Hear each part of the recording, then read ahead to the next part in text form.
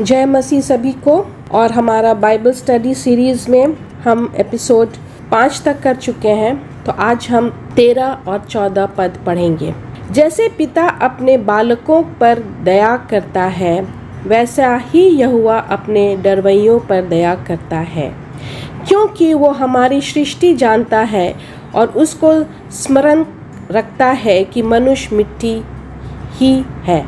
तो आप सभी को पता है कि हम काफ़ी दिनों से ये बाइबल स्टडी सीरीज़ कर रहे हैं भजन संहिता 103 का, और हम बहुत आराम से रुक रुक करके कर रहे हैं इस का अध्ययन, और हर एक पद को लेकर के परमेश्वर हमसे बातें कर रहा है। तो पिछले दिनों हमने देखा कि किस तरह से पिता परमेश्वर हमारे साथ एक घनिष्ठ संबंध बनाना चाहता है, और वो बनाना ही नहीं सिर्फ चाहता है लेकिन वो रखना भी चाहता है। और हम मनुष्य जब इस पृथ्वी में हैं तो हमें भी वैसा ही घनिष्ठता दिखाना है पिता परमेश्वर के संबंध में, और उसी के संबंध के बारे में हम परमेश्वर के साथ संबंध और उसके स्वभाव के ऊपर हम प्रकाश डाल रहे हैं इन दिनों। तो हमने पढ़ा पिछले दिनों में कि किस तरह से 11 और 12 में कि उसका प्यार कितना गहराई है उसके प्यार में, और जिस तरह से स्वर्ग और पृथ्वी के बीच में जो दूरी है उसी तरह से उसका प्यार झलकता है। और फिर हमने ये भी देखा कि वो हमारे साथ किस तरह से वार्तालाप करता है अपने पवित्र आत्मा के द्वारा। हम दूर हैं लेकिन फिर भी वो हमारे साथ अच्छा संबंध बनाना चाहता है। और फिर हम ये भी देखते हैं कि उसी तरह से जैसे एक पूरब और पश्चिम जितनी दूरी है उतना दूर पिता परमेश्वर हमारे पापों को अपने से दूर रखना चाहता है, और अपना प्रेम दिखा करके उतना ही दूरी बना करके रखना चाहता है। तो ये बहुत अच्छी तरीक़ा से उसका उदाहरण दिया हुआ है। आज हम देखते हैं कि हमसे बातें पिता परमेश्वर हम मनुष्य को याद दिलाना चाहता है कि हम क्या हैं। हम मनुष्य मिट्टी के हैं, हम मिट्टी के बने हुए हैं, और एक दिन हम मिट्टी में ही चले जाएंगे और मिट्टी में ही हम समा जाएंगे। और वो ये कहता है जैसे पिता अपने बालकों पर दया करता है। बालकों मतलब हम सब जो परमेश्वर के संतान हैं। तो वो जिस तरह से एक पिता और उनके बच्चे, एक परिवार में हम देखते हैं कि माता पिता अपने बच्चों से जिस तरह से दया दिखाता है, जिस तरह से प्रेम दिखाता है, उसी तरह से हम एक परमेश्वर का संबंध हम उनके बच्चे कहला करके, संतान कहला करके वो अपना डरवैयों से दया दिखाता है। तो वो यही कहना चाहता है कि वो जानता है उसने हमें बनाया है, और उसे पता है कि उसने हमें मिट्टी से बनाया है और मिट्टी में ही हम एक दिन समा जाएंगे।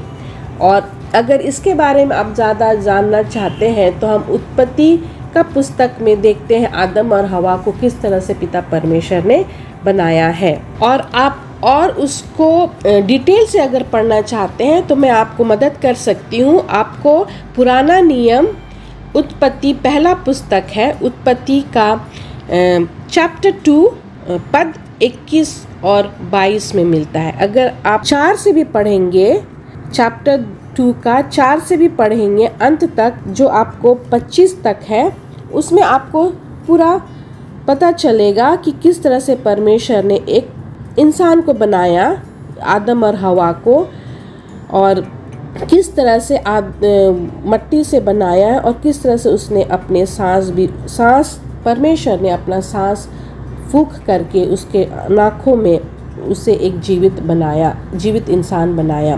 तो ये आप पढ़ सकते हैं खाली समय में। और जब हम बाइबल का अध्ययन करते हैं तो इसमें हमको ये भी जानना है कि बाइबल का जब हम अध्ययन करते हैं, जैसे भजन संहिता का कर रहे हैं, तो उसमें अगर कुछ ऐसा सवाल आता है तो उसका रेफरेंस या उस विषय रिलेटेड अगर हम जानना चाहेंगे तो बाइबल को उसी वक्त हमें ढूंढना चाहिए। तब आप बाइबल को और गहराई से जानेंगे और समझेंगे, और दूसरे पुस्तक को भी आप जानेंगे। क्योंकि मैं भी वैसे ही सीखी हूँ। जब मैं बाइबल का अध्ययन करती थी तब मैं रेफरेंस ढूंढती थी। मैं कॉन्कॉर्डेंस जा कर के मैं देखती थी कि कहाँ पर किधर लिखा हुआ है, उसकी कड़ी को मैं ढूंढती थी और उसी तरह से मैं बाइबल का मुझे ज्ञान होने लग गया, मुझे इंटरेस्ट आने लग गया। तो इसीलिए मैं आप लोगों को बता रही हूँ कि यहाँ पर लिखा हुआ है कि हम मिट्टी के बने हुए हैं और हम मिट्टी में ही समा जाएंगे। तो वो हमको कहाँ पर मिलेगा? आदम हवा के बारे में अगर आप पढ़ेंगे तो आप जानेंगे। तो मैं आपको मदद कर सकती हूँ। पुराना नियम पहला पुस्तक वो है उत्पत्ति, उसका आपको चैप्टर 2 का 7 में आप पढ़ेंगे। अगर आप चैप्टर 2 पूरा पढ़ेंगे तो उसमें आपको आदम और हवा के बारे में सारा पता रहेगा, उनका कहानी के बारे में कि परमेश्वर ने उनको किस तरह से बनाया। लेकिन जैसे अभी हम ये पद हम कर रहे थे कि हम मिट्टी के ही बने हैं और हम मिट्टी में ही समा जाएंगे, तो उसको ज़्यादा और क्लियरिफाई करने के लिए आप उत्पत्ति में पढ़ेंगे तो चैप्टर 2 का वर्स 7 में आप अच्छी तरीक़ा से लिखा हुआ है कि परमेश्वर ने मनुष्य को किस तरह से बनाया, आदम को किस तरह से बनाया। और वैसे ही हम सीखते हैं, जब हम बाइबल स्टडी करते हैं तो वहाँ पर अगर कुछ रेफरेंस मिलता है या कुछ ऐसा विषय आ जाता है तो उसको ज़्यादा डिटेल से जानने के लिए उसका रेफरेंस हमको बाइबल में ज़रूर मिलता है। तो इसीलिए मैं आपको मदद कर रही हूँ कि अगर आप और उस विषय में जानना चाहते हैं तो आपको उत्पत्ति पुराना नियम पहला पुस्तक बाइबल का आपको वहाँ पर मिल जाएगा। तो आइए चलिए हम फिर से वापस जाते हैं ये जानने के लिए कि पिता परमेश्वर जानता है कि हम किस तरह से बने हुए हैं, जानता है कि हम इस दुनिया में परमानेंटली नहीं रहेंगे, हमेशा हम यहाँ नहीं रहेंगे, और फिर भी वो हमें अपना प्रेम दर्शाता है। वो फिर भी चाहता है कि हम उसके साथ घनिष्ठ संबंध बना करके रखें। और वो जैसे कि मैं पहले भी बोली हूँ कि जो कारण है पिता परमेश्वर का हमको अपने समीप रखने के लिए, वो है हमारा आत्मा बचा रहना चाहिए और मरने के बाद हमें अनंत जीवन मिलना है। तो ये जो फाउंडेशन है हमारा मसीही जीवन का, ये बहुत प्राइसलेस है और ये बहुत अनमोल है, जो हर एक मसीह को जानना ज़रूरी है कि हम मरने के बाद कहाँ जाएंगे।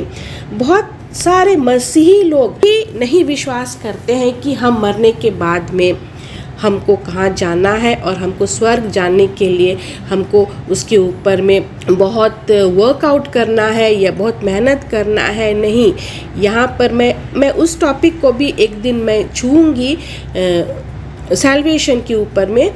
और ये हम मसीही लोग को जानना बहुत ज़रूरी है कि हमें अनंत जीवन मिलना है।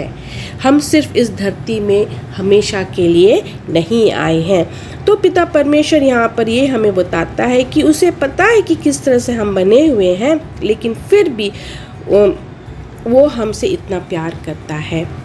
और जैसे मैंने आप लोगों को अभी बोला कि उनका प्रेम को समझे, उनका वादा को समझे, क्योंकि कोई भी मनुष्य अगर वो जानता है कि हम उसके साथ हमेशा नहीं रहेंगे तो अपना प्यार जो स्वभाव है उसके स्वभाव में हम झलकेगा उनका प्यार। जैसे कि हम पुराने दिनों के बारे में बात करते हैं, पुराने समय में जो परिवार में हुआ करता था कि बेटी को सिर्फ भारत देश में नहीं, दूसरे संसार में हर एक देश में पाया जाता था कि जब बेटी जन्मती थी उस टाइम, तो बेटी को उस तरह से नहीं लिया जाता था जितना बेटा को महत्व दिया जाता था हर एक चीज़ के लिए। तो उसका एक यही मेन बात हुआ करता था, ये इम्पोर्टेंट बात हुआ करता था उस समय में। अभी भी होता है, लेकिन मैं उस समय के बारे में बात कर रही हूँ, क्योंकि वो बोलते थे वो पराया धन है, लड़की एक पराया धन है, वो हमेशा उस घर में नहीं रहेगी, शादी करके उसको जाना है। तो इसीलिए वो दिमाग में बैठा रहता था कि वो पराया धन है, उसको एक दिन शादी करके जाना है। इसलिए माता पिता का स्वभाव उस बालिका, उस बच्ची को लेकर के अलग रहता था उसके भाई से। अगर हम कंपेयर करेंगे तो बेटा को अलग तरह से प्यार दिखाया जाता था और बेटी को अलग तरह से प्यार दिखाया जाता है। वो अभी भी होता है, क्यों? क्योंकि वो पराया धन है। तो हम यहाँ पर जब बाइबल में पढ़ते हैं तो यहाँ पर हम देखते हैं माता पिता भी अपने बेटे और बेटी को ले करके उनका जो दृष्टिकोण है या पॉइंट ऑफ व्यू है या उसका सोच है, उसका स्वभाव में बदलाव है, वो माता पिता भी करते हैं। लेकिन यहाँ पर एक इतना अच्छा तरीका से बाइबल में हमको मिलता है कि पिता परमेश्वर कभी भी ये अपना स्वभाव को नहीं बदलते हैं। चाहे वो मोटा व्यक्ति हो, पतला है, काला है, गोरा है, कोई भी प्रदेश का मनुष्य है, चाहे वो बहुत पापी है या बहुत धार्मिक है या परमेश्वर के बहुत नज़दीक है या परमेश्वर से बहुत दूर है, परमेश्वर उससे प्यार करता है और वो प्रेम पिता परमेश्वर का हर एक के लिए समान है। तो यहाँ पर हमको जानना है, समझना है, सोचना है कि वो हमसे इतना प्यार करता है। और भजन संहिता 103 में बहुत अच्छी तरीक़ा से परमेश्वर का स्वभाव के बारे में हम पढ़ते हैं। दूसरे भजन संहिता में हमको उतना डिटेल से नहीं मिलता है, लेकिन भजन संहिता 103 में हम देखते हैं कि परमेश्वर का प्यार और उसका स्वभाव किस तरह से है। वो सब चीज़ जानता है मनुष्य के बारे में कि मनुष्य आज मुझे इसलिए भी, ये परमेश्वर बोलता है कि मनुष्य आज मुझसे इसलिए भी प्यार करता है कि उसको मुझसे कुछ चाहिए। अगर वो बीमारी से छुटकारा पाना चाहता है तो उस वक्त वो अपना संबंध परमेश्वर के साथ अच्छा रखता है, लेकिन जब वो बीमारी से वो डिलीवर्ड हो जाता है, उसको चंगाई हो जाता है, तब फिर से वो अपने संसारिक जीवन में वापस चला जाता है। ये पिता परमेश्वर जानता है एक मनुष्य का स्वभाव को। परमेश्वर ये भी जानता है, जैसे कि अभी लिखा हुआ है जैसे 14 में, कि उसको वो ये जानता है कि हम मिट्टी के बने हुए और हम मिट्टी में समा जाएंगे, लेकिन फिर भी हमसे क्यों इतना प्यार करता है। वो जानता है कि हम उसको एक दिन छोड़ करके चले जाएंगे और फिर हम वापस आ जाएंगे। हम उसको छोड़ कर चले जाते हैं, हम फिर वापस आते हैं, लेकिन फिर भी उसका प्रेम बरकरार रहता है। जैसे पहले वो हमसे प्रेम करता है, उसी तरह से उसका प्रेम जब तक हम इस दुनिया में रहेंगे उसका प्रेम हमारे साथ बना रहेगा। ये सोचने का बात है।